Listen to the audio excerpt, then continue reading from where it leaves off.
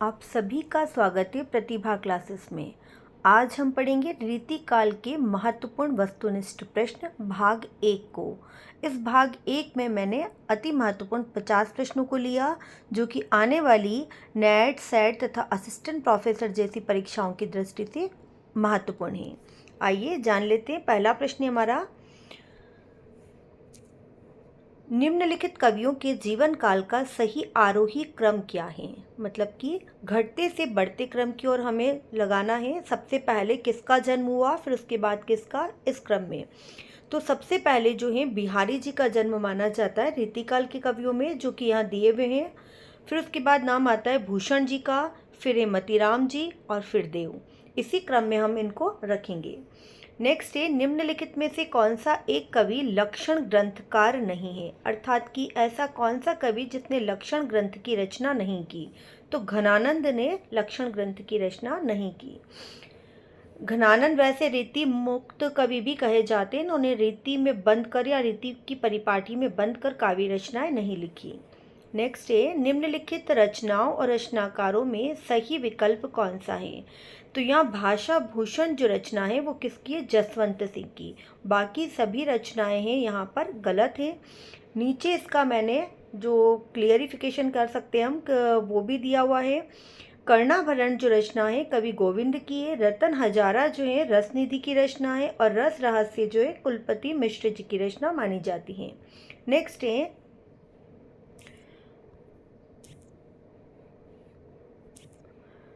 तुलसी गंग दोऊ भय सुकविन के सरदार कविवर गंग के संबंध में यह कथन किसने कहा है? तो कविवर गंग के संबंध में यह कथन भिखारी दास जी ने कहा है। बिहारी को किस श्रेणी के रीति कवियों में माना जाता है? रीति काल में 3 श्रेणियां मानी जाती है, रीतिबद्ध, रीति सिद्ध, रीति मुक्त। तो बिहारी जी जो है एकमात्र कवि हैं जो रीति सिद्ध कवि कहे जाते हैं। नेक्स्ट है, देव माने जाते हैं। देव किस प्रकार के कवि कहे जाते हैं? तो रीति काल में रसवादी आचार्य के नाम से जाने जाते हैं। इनकी से विशुद्ध, सरस और शक्तिशालिनी ब्रजभाषा लिखने में और कोई कवि सामर्थ्य नहीं हुआ। विशुद्धता के साथ प्रौढ़ता और माधुर्य भी अपूर्व हैं। ये वियोग श्रृंगार के प्रधान मुक्तक कवि कहे जाते हैं। यहाँ मुक्तक शब्द लगा हुआ है, इसी से हम समझ जाएंगे कि इसका आंसर क्या होगा। आचार्य रामचंद्र शुक्ल ने उक्त कथन किस कवि के विषय में कहा है? तो रीति काल के यहाँ नाम दिए हुए हैं, उसमें से मुक्तक कवि कहे जाते हैं घनानंद जी। रीति मुक्त कवि भी कहे जाते हैं।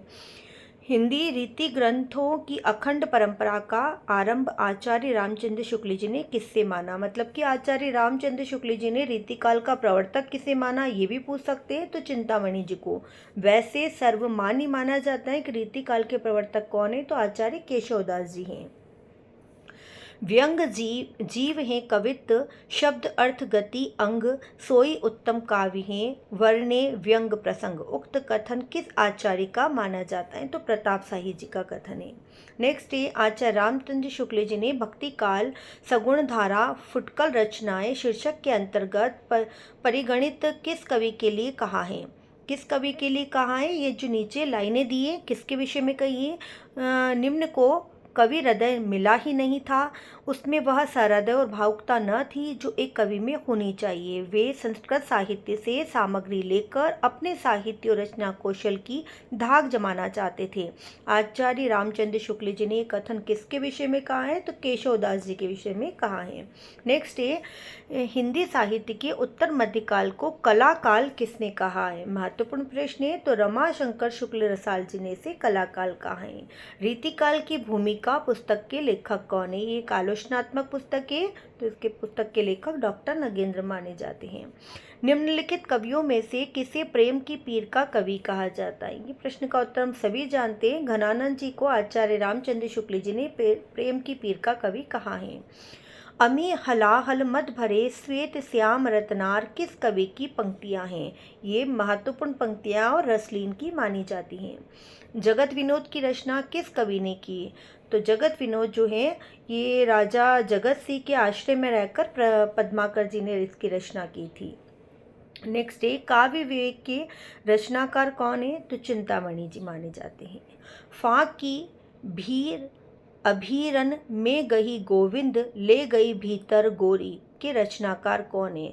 ज़्यादातर फाग उत्सव पर या हमारे होली उत्सव पर जिस कवि ने लिखा है वो है पद्माकर। इन्हीं की पंक्तियाँ एग्जाम में पूछी जाती हैं। नेक्स्ट है, घनानंद को साक्षात रस मूर्ति किसने कहा है? तो आचार्य रामचंद्र शुक्ल जी ने घनानंद को रस की मूर्ति के रूप में भी माना है। निम्नलिखित में से किस रीति मुक्त कवि ने प्रेम के मार्ग को तरवारी की धार पे धावे नो कहा है? तो बोधा ने ऐसा कहा है। नेक्स्ट है, कत देखाई कामिनी दई दामिनी को यह बाह थरथराती सो तन फिरे फरफराती घन माही। यह किस कवि की रचना है? तो यह जो है सैयद गुलाम नबी रसलीन। रसलीन जी का पूरा नाम भी पूछा जाता है तो सैयद गुलाम नबी कहा जाता है। नेक्स्ट है, आगे के सुकविन रिझी हैं तो कविताई न तो राधिका कान सुमिरन को बहानो। ये पंक्तियाँ किस कवि की हैं? तो भिखारी दास जी की पंक्तियाँ मानी जाती हैं। रसलीन जी का पूरा नाम क्या है? सैयद गुलाम नबी। अभी मैंने ऊपर इसकी चर्चा की थी। नेक्स्ट है, आचार्य शुक्ल जी ने रीतिकाल का प्रवर्तक किसे माना? तो चिंतामणि त्रिपाठी जी को माना। पंडित प्रबीणन को जई चित हरे सो कवित कहावे। यह किस कवि का कथन है? तो ये ठाकुर जी का कथन माना जाता है। नेक्स्ट है, लिखन बैठ जाकी सभी गई गई गरब गरूर भर न कते जगत के चतुर चितेरे कुर। उपयुक्त दोहे के संदर्भ में बतलाइए कि निम्नलिखित में से किस कारण से चित्रकार नायिका की छवि को चित्रित करने में सफल नहीं हो पा रहा है। ये किस कारण नहीं हो पा रहा? तो बताया जाता है चित्र बनाकर जब मिलाया जाता है तब रूप नया हो जाता है। अर्थात कि जब भी वह चित्रकार नायिका का चित्र बनाता है, जब तक वो अपना चित्र पूरा करता है उससे पहले ही नायिका एक नए रूप को धारण कर लेती है। इस प्रकार से यहाँ पर बताया गया है। ये पंक्तियाँ किसकी है? तो ये पंक्तियाँ हैं बिहारी जी की मानी जाती हैं। कवि केशवदास की कौन सी कृति अपने वर्ण विषय की अपेक्षा छंदों की विविधता में भटक गई मानी जाती है? तो उनके रामचंद्रिका को छंदों का अजायब घर भी कहा जाता है। ये भी एग्जाम में पूछा गया प्रश्न है। कवि केशव की किस रचना को छंदों का अजायब घर कहा है या छंद विशेषता उस पर मानी जाती है? नेक्स्ट है, भरी रही भनक बनक ताल तालन की तनक तनक तामे खनक चुरिन की। ये किस कवि की छंदबद्ध पंक्तियाँ हैं? तो देव की प्रमुख पंक्तियाँ मानी जाती हैं। हिंदी साहित्य के उत्तर मध्यकाल को श्रृंगार काल किसने कहा है? बहुत समय से ये प्रश्न बहुत कंपटीशन परीक्षाओं में पूछा गया है। महत्वपूर्ण प्रश्न है। आचार्य विश्वनाथ प्रसाद मिश्र जी ने। भूलि कहत नवरस सुकवि सकल मूल सिंगार। यह उक्ति किस आचार्य की मानी जाती है? तो देव की उक्ति मानी जाती है। नेक्स्ट है, नेहि महाब्रजभाषा प्रवीण ओ सुंदर ताहू के भेद को जाने। भाषा प्रवीण सुछंद सदा रहे सो घन जू के कवित बखाने। निम्नलिखित पंक्तियों में किस कवि के बारे में बताया गया है? ये किस कवि के बारे में बताया गया है? तो घनानंद जी के बारे में यहाँ पर बताया गया है। रीति काल में वीर काव्य लिखने वाले एकमात्र प्रमुख कवि कौन माने जाते हैं? वीर रस प्रधान रचनाएं किसने लिखी है? तो हम सभी जानते हैं कविवर भूषण ने वीर रस से ओतप्रोत रचनाएं रीतिकाल में प्रस्तुत की हैं। नेक्स्ट है, पर काजही देह को धारी फिरो परजन्य जथारथ है दरसो। निधि नीर सुधा के समान करो सभी विधि सज्जनता सरसो। घन आनंद जीवनदायक हो कछु मेरियो पीर पिए परसों। उपयुक्त पंक्तियाँ किसके संबंध में बताई गई है? पंक्तियों में किसका वर्णन है? तो यहाँ पंक्तियों में बादल का घन आनंद, यहाँ घन शब्द है, घन आनंद, आनंद रूपी घन मतलब कि बादलों के विषय में कहा है। और ये जो पंक्तियाँ हैं ये घनानंद की प्रमुख पंक्तियाँ हैं। नेक्स्ट है, निम्नलिखित में से इससे इस काल को रस के विचार से कोई श्रृंगार काल कहे तो कह सकता है। रीति काल के विषय में यह कथन किसने कहा है? आचार्य रामचंद्र शुक्ल जी ने कहा है। रिक्त स्थान भरिए खोई दई बुधि सोई गई सुधी रोए हंसे। अब रोए हंसे के बाद कौन सा वर्ण आना चाहिए? तो उन्माद जग्यो, उन्माद जग्यो, ये भी घनानंद की पंक्तियों का ही वर्णन है यहाँ। नेक्स्ट है रिक्त स्थान भरना है। भोर ते सांझ लो कानन और निहारती बावरी ने कुनहारती, ये किसकी पंक्तियाँ हैं? ये भी घनानंद की पंक्तियाँ, और यहाँ कानन और आएगा। नेक्स्ट है पंडित विश्वनाथ प्रसाद मिश्र के मत से रीतिकाल का नाम श्रृंगार काल होना चाहिए, क्योंकि उन्होंने क्या कारण दिया है कि क्यों रीतिकाल का नाम श्रृंगार काल होना चाहिए? रीतिकाल नाम रखने से उसके विभाजन का मार्ग बंद हो जाता है, अर्थात कि रीतिकाल यदि हम किसी विशेष परिपाटी में रीतिकाल को बांध देंगे तो बताया है कि उसका विभाजन नहीं हो पाएगा, रीतिबद्ध सिद्ध मुक्त 3 भागों में से वर्णित नहीं किया जा सकता, इसीलिए इन्होंने रीतिकाल को श्रृंगार काल कहा है। नेक्स्ट है निम्नलिखित में से कौन रीति सिद्ध काव्यधारा का कवि है? तो बिहारी जी।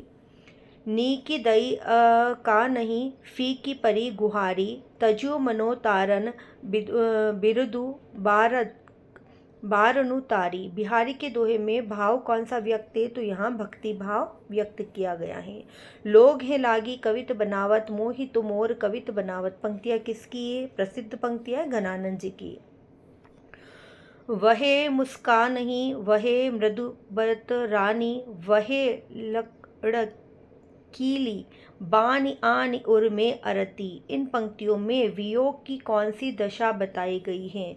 तो यहाँ वियोग की स्मृति, मतलब कि वह कभी मुस्कुराती है, कभी मृदु भाषा में बात करती है और कभी लड़कपन से वह चलती है, इस प्रकार का वर्णन यहाँ बताया गया है, और ये भी घनानंद की पंक्तियाँ हैं। नेक्स्ट निम्नलिखित में से कौन सी रचना घनानंद की नहीं है? यहाँ नहीं पूछा गया है, तो रस विलास जो है वो देव की प्रसिद्ध रचना मानी जाती हैं। नेक्स्ट है भूषण बिनु न बिराजई कविता बनीता मित उक्त पंक्तियों में केशवदासी से अपनी कौन सी अभिरुचि प्रकट की है? तो यहाँ अलंकार प्रियता बताइए, मतलब कि आभूषणों के बिना नारी का सौंदर्य नहीं माना जाता, उसी प्रकार से किसी भी रचना का सौंदर्य अलंकार विहीन रचना को मतलब सौंदर्य के साथ रचना यहाँ स्वीकार नहीं किया गया है। नेक्स्ट है ऋतु वर्णन करने वाले कवियों में सर्वश्रेष्ठ कौन कहे जाते हैं? तो ऋतुओं का, या हम कह सकते हैं कि कौन से कवि है जिन्होंने ऋतु वर्णन किया है रीतिकाल में? तो सेनापति जी ने। नेक्स्ट है जयपुर नरेश जगत सिंह के आश्रय में रहते हुए पद्माकर ने कौन सा लक्षण ग्रंथ लिखा था? तो जगत सिंह के आश्रय में रहकर उन्होंने जगत विनोद नामक लक्षण ग्रंथ लिखा। आचार्य शुक्ल ने पद्माकर की भाव मूर्ति विधायनी कल्पना की प्रशंसा क्यों की है? किन कारणों से? इन तीनों गुणों से युक्त शैली के कारण। कौन कौन से तीन है? भाषा की ललित पदावली के कारण, लाक्षणिक शब्दों की छटा के कारण, सुंदर कोमल भाव तरंग के कारण। इन तीनों लक्षणों के कारण उन्होंने स्वीकार किया है। कवि कुल कल्पतरु किसकी प्रसिद्ध रचना है? तो चिंतामणि जी की रचना। ये रचना को भी बहुत सारी प्रतियोगी परीक्षाओं में पूछा गया है। ललित ललाम किसकी है? मोतीराम जी की प्रसिद्ध रचना है। तो ये वीडियो हमारा यहीं तक है। नेक्स्ट हम फिर अगले 50 महत्वपूर्ण प्रश्नों को लेकर आएंगे, जो कि आने वाली प्रतियोगी परीक्षाओं की दृष्टि से महत्वपूर्ण है। आई होप कि आप लोगों को ये वीडियो पसंद आया होगा। पसंद आया है तो लाइक, शेयर और कमेंट भी ज़रूर करना। धन्यवाद।